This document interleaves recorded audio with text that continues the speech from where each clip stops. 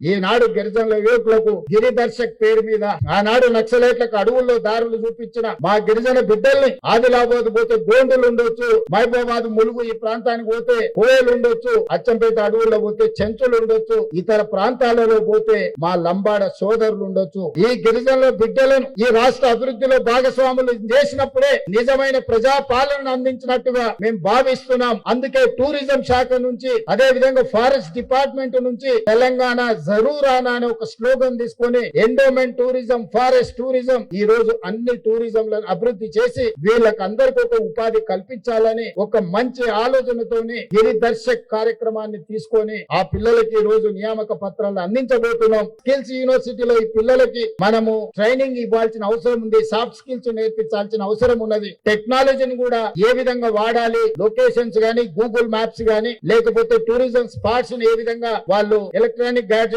లో టూరిస్ట్ కు చూపించే అవకాశం, అక్కడికి తీసుకెళ్లడానికి అవసరమైన అదే విధంగా ఈ ట్రావెల్ చేసే టైంలో వాళ్ళని ఏ రకంగా కోఆర్డినేట్ చేసుకోవాలో ఇవన్నీ కూడా పోలీస్ శాఖకు అదే విధంగా స్కిల్స్ సంబంధించిన శ్రీధర్ బాబు గారికి సమన్వయం చేసుకొని వాళ్ళకి శిక్షణను అందించాల్సిందిగా వాళ్ళను ఒక అభివృద్ధి పదం వైపు నడిపించే పౌరులుగా తీర్చిదిద్దే బాధ్యత ప్రభుత్వం మీద ఉన్నది.